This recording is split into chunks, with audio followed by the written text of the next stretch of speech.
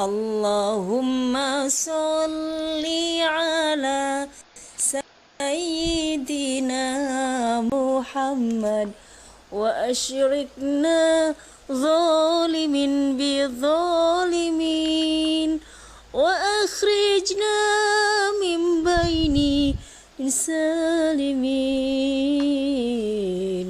wa ala alihi wa sahbihi ajma'in. Sallallahu rabbuna ala nuril mubin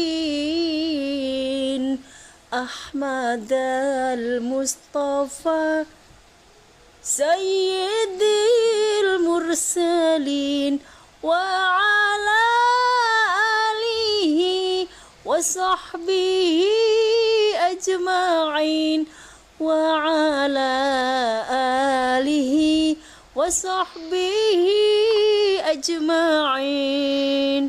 Allahumma sholli ala Sayyidina Muhammad wa ashrikna zalimin bi zalimin wa akhrijna min baini salimin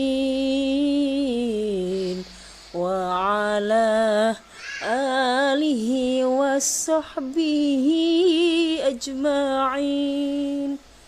Sallallahu rabbuna ala nuril mubin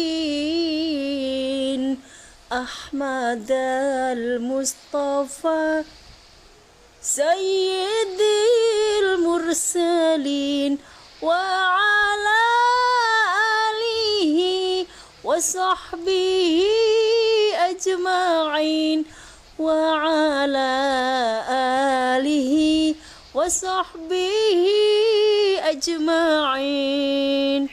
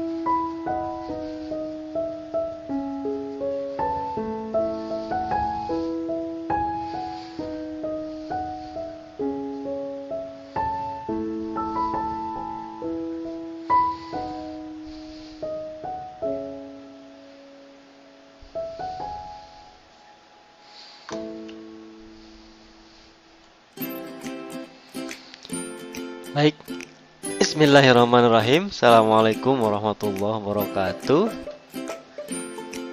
Innal hamdalillah wassalatu wassalamu ala Rasulillah Sayyidina Muhammadin wa ala alihi wa sahbihi ajmain. Amma ba'du.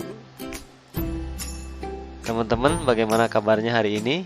Mudah-mudahan pada kesempatan hari ini teman-teman dalam keadaan sehat walafiat, tidak kurang satu apapun, dan tetap teman-teman bisa menjalani aktivitas sebagaimana biasanya. Kita berdoa pada Allah, semoga semua itu bisa kita peroleh, semua kebahagiaan kita peroleh. Dan teman-teman, sebelumnya silahkan teman-teman menulis di kolom komentar YouTube nama lengkap teman-teman dan kabarnya juga seperti apa. Baik, 3 menit saja silahkan Bapak tunggu untuk menulis komentar teman-teman di komentar YouTube di bawah ya. Silahkan ditulis.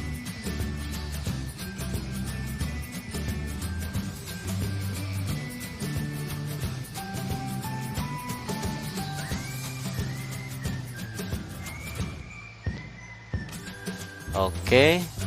Terima kasih yang sudah mencatat kabarnya, menulis nama dan kabar. Bagi yang belum, silahkan Bapak tunggu untuk menulis. Dan ini semua sebagai bukti kehadiran teman-teman menyaksikan video ini. Dan ingat, ini adalah pertanyaan pertama. Jadi teman-teman menulis nama lengkap dan kabar hari ini.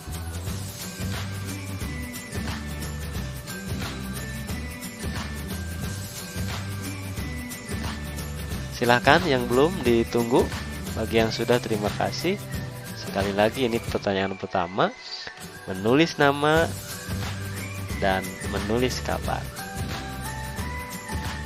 Oke, sambil dilanjut, kita akan membahas sharing session kali ini. Kita akan membahas mengenai tantangan pendidikan pada saat ini atau tantangan pendidikan kontemporer. Ya, teman-teman, Bapak merasa bangga nih berhadapan dengan teman-teman yang luar biasa, para calon guru yang nanti akan menjadi guru yang sangat hebat, luar biasa, yang bisa menginspirasi banyak orang. Dan tentu kebanggaan ini bukan isapan jempol, sebab teman-teman berdasarkan cerita yang Bapak peroleh adalah orang-orang hebat semuanya. Dan mari kita juga berdoa, apa yang kita lakukan hari ini adalah juga menjadi amal jariah, sehingga saat kita nanti meninggal dunia, kita masih bisa mendapati pahala dari yang kita lakukan, kebaikan kita hari ini. Amin ya robbal alamin. Nah teman-teman, pastikan saat ini teman-teman fokus ya, hadir jiwa raganya. Jangan sampai walaupun kita menggunakan platform media sosial misalnya, tapi teman-teman kemana-mana hatinya. Bapak yakin teman-teman hari ini hadir jiwa raganya untuk bisa menyaksikan bagaimana sharing session mengenai tantangan pendidikan kontemporer. Yang kedua, fokus. Silahkan teman-teman ikuti apa yang ada dalam video ini sampai selesai pada jamnya. Kemudian juga memberikan respon, artinya memberikan komentar yang diminta. Dan juga nanti di bagian akhir teman-teman diminta untuk mengisi kehadiran.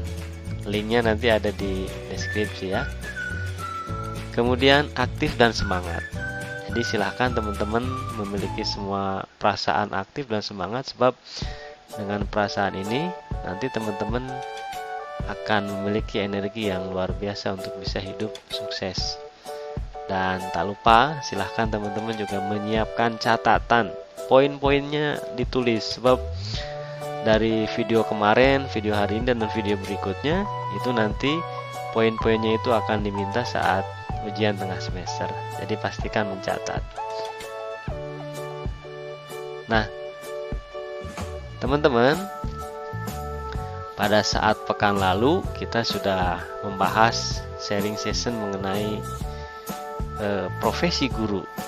Ingat, profesi guru itu adalah profesi yang sangat mulia. Di dalamnya ada unsur-unsur amanah. Kenapa mulia? Karena kita berhadapan dengan generasi umat, generasi bangsa.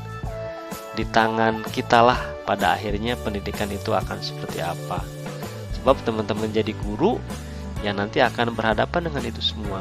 Coba bayangin teman-teman, kalau kita misalnya jadi guru, tidak berusaha untuk bagaimana mengubah peserta didik kita. Apa jadinya nanti bangsa kita, apa jadinya agama kita, apa jadinya generasi kita ke depan. Nah teman-teman, satu hal yang pasti bahwa kita menjadi guru itu harus bagaimana caranya membuat peserta didik itu belajar. Apa sih belajar itu? Belajar adalah bagaimana mengubah yang tidak tahu menjadi tahu, yang tidak memiliki keterampilan menjadi memiliki keterampilan, yang tidak berakhlak baik menjadi berakhlak baik. Nah itu sangat luar biasa banget teman-teman.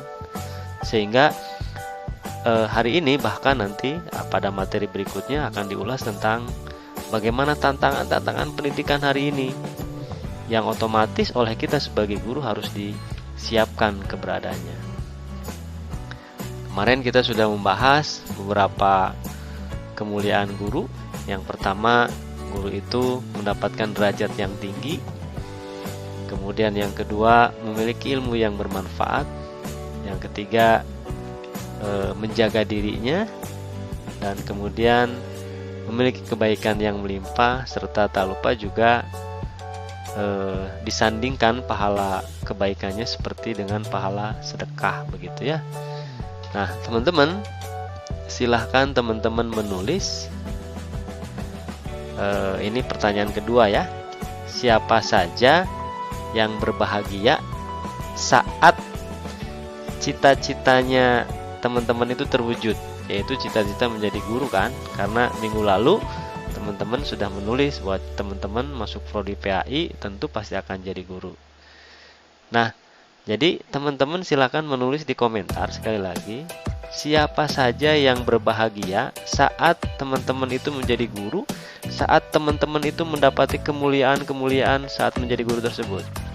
Oke, sekali lagi diulangi, siapa saja yang berbahagia saat cita-cita teman-teman terwujud, saat kemuliaan-kemuliaan teman-teman menjadi guru itu terwujud. Silahkan catat di kolom komentar. Ingat, ini adalah pertanyaan yang kedua. Pertanyaan yang tadi, yang pertama silahkan di rewind lagi, replay lagi. Dan yang kedua adalah siapa yang berbahagia saat cita-cita teman-teman menjadi seorang guru itu terwujud. Kemudian saat kemuliaan teman-teman menjadi seorang guru itu terwujud. Sekali lagi, siapa? Teman-teman boleh nulis orang tua, kalau yang sudah berkeluarga boleh nulis suami atau istrinya, atau misalnya anaknya, atau siapapun lah yang menurut teman-teman paling berbahagia ketika teman-teman menjadi seorang guru dan kemudian teman-teman mendapati kemuliaan-kemuliaan menjadi guru itu. Bahagia dong saat kita misalnya mampu memenuhi cita-cita kita dan mendapati aspek-aspek yang ada dalam cita-cita itu.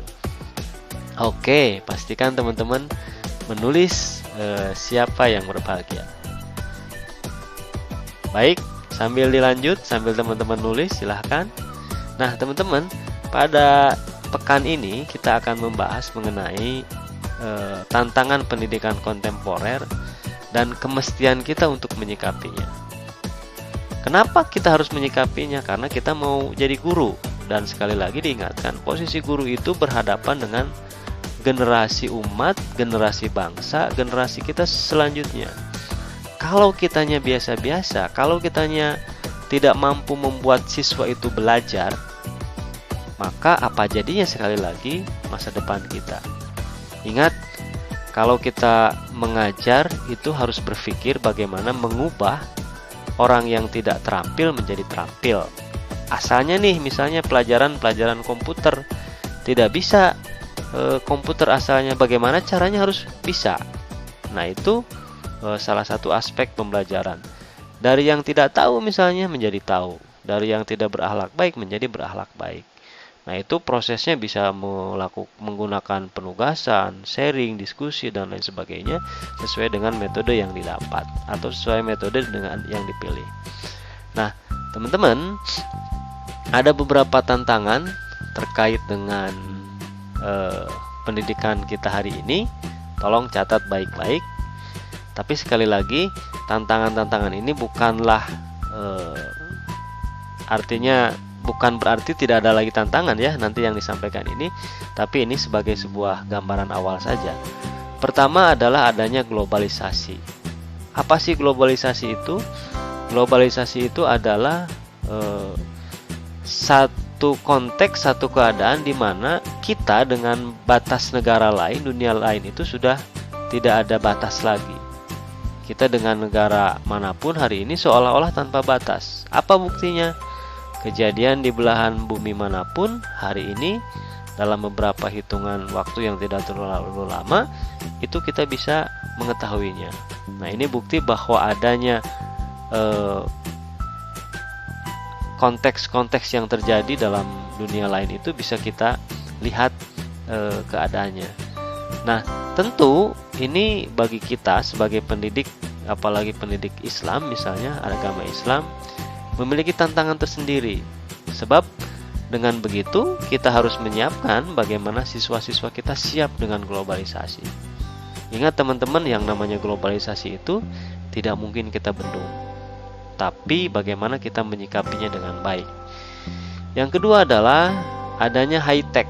Nah, teman-teman mungkin hari ini sudah terbiasa ya dengan gadget, dengan internet yang menjadi bagian dari globalisasi tadi. Ini juga harus kita sikapi seperti apa. Tidak mungkin cara-cara kita mengajar nanti sama dengan cara-cara kita saat kita menerima pelajaran dari guru-guru kita sebelumnya. Karena apa ya? Zamannya beda.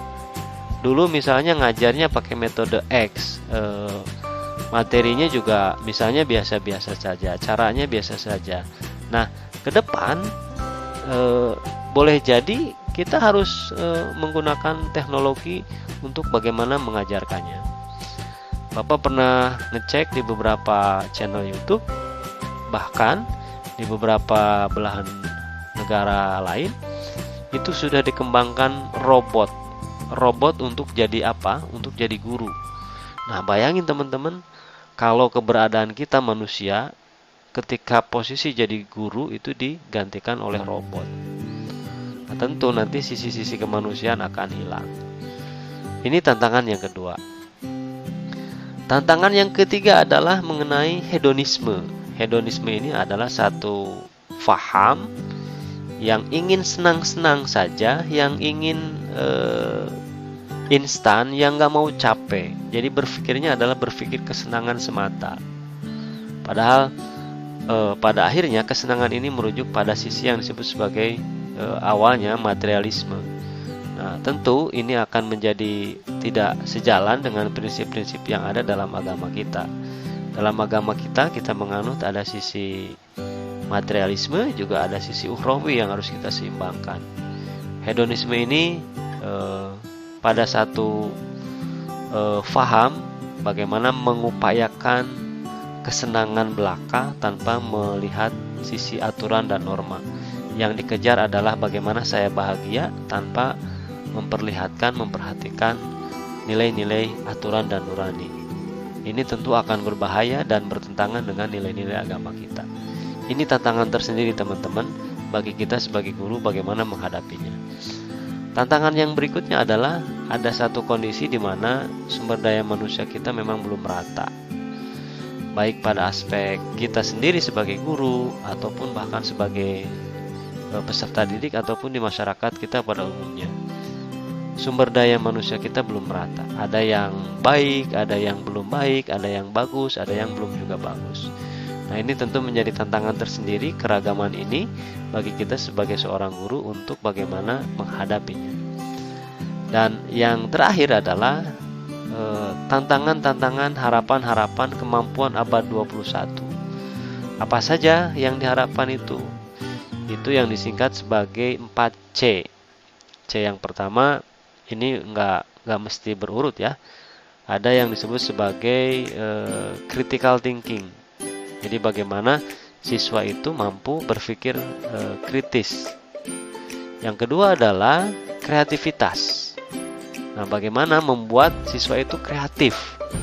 Kalau cara-cara yang kita lakukan saja tidak kreatif misalnya, mana mungkin siswa itu mau atau bisa kreatif. Yang ketiga adalah komunikasi. Komunikasi ini adalah bagaimana siswa itu mampu secara terbiasa dan memiliki keberanian dan kemampuan untuk berkomunikasi. Dan yang keempat adalah kolaborasi atau bekerja sama pada hal-hal yang baik. Nah, 4 hal itu harus ditanamkan, harus dipraktekkan bahkan dalam konteks pembelajaran. Kenapa? Karena itu semua berdasarkan literasi yang ada menjadi semacam life skill dasar bagi seseorang untuk hidup di abad 21 ini. Nah, bayangkan teman-teman, dulu kita mungkin cara-cara guru-guru kita ngajar ke kita tidak seperti hari ini. Sementara sekarang tuntutannya sangat luar biasa. Nah, jadi ketika misalnya ada sesuatu terkait dengan apa yang harus dilakukan, apa yang harus diperbuat, tolong dikaji dulu, tidak dulu kemudian dinilai sebagai sesuatu yang negatif, tapi ambil hikmahnya. Sebab teman-teman mungkin ada atau punya pisau di rumahnya masing-masing. Pisau itu akan semakin tajam kalau dia sering diasah. Nah, begitupun saya pikir diri kita akan semakin bagus diri kita kalau sisi kebiasaan baik kita dibiasakan, sisi keterampilan kita diasah, dilatih, dan sisi akal berpikir kita juga dilatih dengan cara-cara yang bisa saja cara-cara itu tidak biasa. Nah, inilah teman-teman 5 tantangan pendidikan kontemporer dewasa ini. Tentu ini bukan jumlah yang mutlak ya, karena memang sesungguhnya masih banyak tantangan-tantangan lain yang berpengaruh pada pendidikan, yang berpengaruh pada akhirnya pada proses pembelajaran yang nanti kita akan jalani di ruang-ruang kelas. Bayangin teman-teman, semuanya ini kalau tidak kita perhatikan, kalau tidak kita siapkan diri kita misalnya, maka akan seperti apa jadinya peserta didik kita. Hari ini misalnya, kalau kita mau mencari satu pengetahuan, itu sesungguhnya cukup googling saja. Maka dalam hitungan detik, informasi pengetahuan itu dengan pilihan sejumlah referensi, bahkan ribuan, itu dalam hitungan detik langsung ada jawabannya. Nah, bayangin teman-teman, kalau kita tidak menyiapkan diri, apa jadinya kita? Di mana keberadaan kita? Akan seperti apa nantinya kita? Kalau kemudian kita sebagai guru tidak menyiapkan diri. Kenapa saya nyatakan demikian? Ini terkait dengan sesi kita hari ini, terkait dengan tantangan pendidikan, dan terkait juga dengan mata kuliah kita, etika profesi keguruan. Etika itu berbicara soal sesuatu yang harus dilakukan yang merujuk pada nilai-nilai etik. Profesi adalah satu jenis profesi yang di dalamnya harus ada syarat-syarat, kualifikasi, syarat keahlian, syarat kompetensi, dan seterusnya. Dan keguruan adalah mereka yang memiliki tugas pokok dan fungsi mendidik, mengajarkan, membelajarkan bagaimana siswa menjadi orang-orang yang luar biasa. Nah, untuk memiliki semua itu, ya kita harus lihat konteks yang ada. Dan hari ini konteksnya adalah konteks kontemporer, maka kita harus memperhatikan tantangan-tantangan yang ada. Pastikan kita semuanya menyiapkan diri untuk hidup di zaman yang luar biasa seperti ini. Jadi kalau teman-teman tidak punya visi untuk bagaimana mengubah peserta didik, memiliki visi bagaimana melakukan proses pembelajaran yang baik, mengubah visi bagaimana melakukan proses pendidikan yang baik, apa jadinya generasi kita nanti? Teman-teman bisa jadi ketika teman-teman berinovasi, memberikan tugas, itu dibenci oleh peserta didik. Tapi walaupun demikian tetap kita harus punya niat yang baik. Semua itu dasarnya bukan kebencian, tapi semua itu adalah dasarnya bagaimana ingin mengubah masa depan generasi umat, generasi bangsa ke depan yang lebih baik. Jadi visinya harus visi besar. Maka visi besar itu harus dilakukan oleh orang-orang besar seperti teman-teman sekalian. Nah, selanjutnya teman-teman, ini adalah pertanyaan yang ketiga. Silahkan teman-teman tulis di kolom komentar. Yang pertama, pertanyaan ketiga itu adalah tantangan pendidikan apa lagi selain yang 5 tadi? Ya, jadi silahkan teman-teman tulis. Tadi 5 sudah. Nah, teman-teman berpikir nih, silahkan. Kalau bisa antar teman-teman siswa jawabannya harus berbeda. Ya. Nah, yang kedua, yang ketiga, bagian yang ketiga ini, cara teman-teman sebagai calon mahasiswa keguruan menyikapi dan menyiapkan menghadapi tantangan-tantangan tersebut. Jadi apa yang harus teman-teman lakukan hari ini? Silahkan teman-teman tulis di kolom komentar. Pastikan teman-teman memiliki visi ke depan untuk mendidik, visi ke depan untuk membangun generasi bangsa, visi ke depan untuk bagaimana memperbaiki umat. Jadi visinya adalah visi bagaimana mengubah sesuatu melalui peserta didik. Jadi sekali lagi silahkan teman-teman tulis di komentar di bawah ini, apalagi tantangan pendidikan apalagi selain yang 5 tadi. Yang kedua, apa nih yang harus teman-teman siapkan, yang harus teman-teman lakukan sebagai calon guru yang hebat, luar biasa, visioner dalam menghadapi tantangan pendidikan yang hari ini kita bahas, ya. Sekali lagi silakan teman-teman tulis apa saja tantangan pendidikan selain yang tadi sudah Bapak sebutkan 5. Silahkan teman-teman tulis. Yang kedua, bagaimana cara teman-teman menyikapi dan menyiapkan adanya tantangan-tantangan itu ketika teman-teman posisinya mau jadi seorang guru. Hari ini misalnya lagi corona, lagi pandemi, bagaimana nih kemampuan teman-teman yang harus dimiliki ketika ngajar pakai blended begitu ya. Blended itu mix atau gabungan antara offline dan online itu. Jadi silahkan sekali lagi teman-teman tulis di kolom komentar. 1. Tantangan pendidikan apa lagi selain yang 5 tadi? Yang kedua adalah bagaimana cara teman-teman hari ini menyikapi dan menyiapkan menghadapi tantangan pendidikan yang disebutkan tersebut. Silahkan sekali lagi ditulis 2 hal, tantangan pendidikan apa lagi, dan bagaimana cara teman-teman menyikapi dan menyiapkan terkait dengan adanya tantangan-tantangan itu. Ingat, visi teman-teman harus visi yang besar, bagaimana mengubah sesuatu yang tidak baik, mengubah bagaimana peserta didik menjadi yang tidak berakhlak baik menjadi berakhlak baik.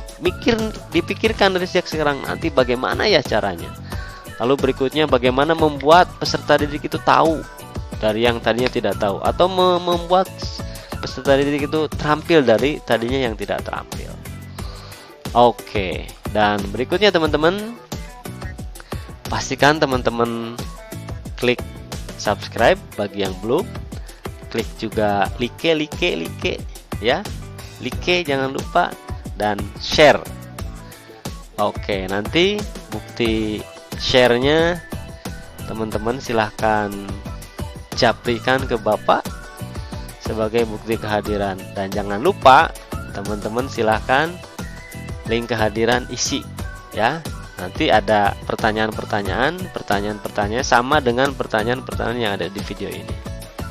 Jadi sekali lagi silahkan pastikan teman-teman subscribe bagi yang belum, klik like bagi yang belum, dan share. Nah, share ini juga menjadi syarat kehadiran teman-teman. Silahkan share di Facebook, share di IG, share di platform medsos yang teman-teman miliki. Bukti shareannya, nah silahkan di SS teman-teman, di SS screenshot lalu kirim ke Bapak ya. Itu sebagai kehadiran juga. Dan jawaban-jawaban yang tadi teman-teman minta tulis di link kehadiran sebagai bukti kehadiran juga ya. Oke. Baik teman-teman, ini adalah yang terakhir. Teman-teman, dalam satu pernyataan katanya yang namanya materi itu penting. Tapi ternyata yang lebih penting itu adalah metode. Jadi metode ngajar kita mengalahkan materi pembelajaran. Tapi ternyata teman-teman, metode pembelajaran juga dikalahkan oleh keberadaan guru. Dan ternyata keberadaan guru juga dikalahkan oleh jiwa guru itu. Bagaimana jiwa guru itu ingin mengubah sesuatu, mengubah peserta didik, memiliki visi yang luar biasa. Dan Bapak yakin yang menonton video ini, yang menulis kehadiran hari ini, yang hadir hari ini adalah siapa yang Bapak sebutkan itu adalah mereka yang memiliki jiwa-jiwa yang luhur, jiwa-jiwa yang luar biasa.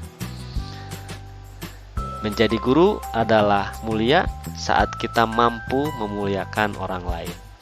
Kita bisa jadi dicibir, kita bisa jadi dibenci ketika misalnya kita berinovasi, tapi tidak apa-apa. Yang penting berangkat dari hati, pastikan kita memiliki visi yang besar bagaimana mengubah, memperbaiki generasi umat. Oke. Assalamualaikum warahmatullahi wabarakatuh.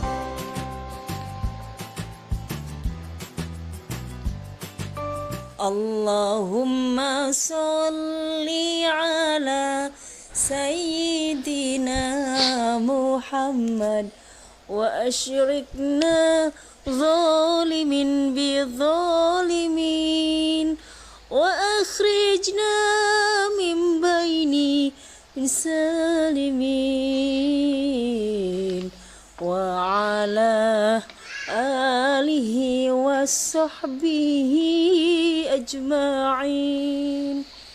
Sallallahu rabbuna ala nuril mubin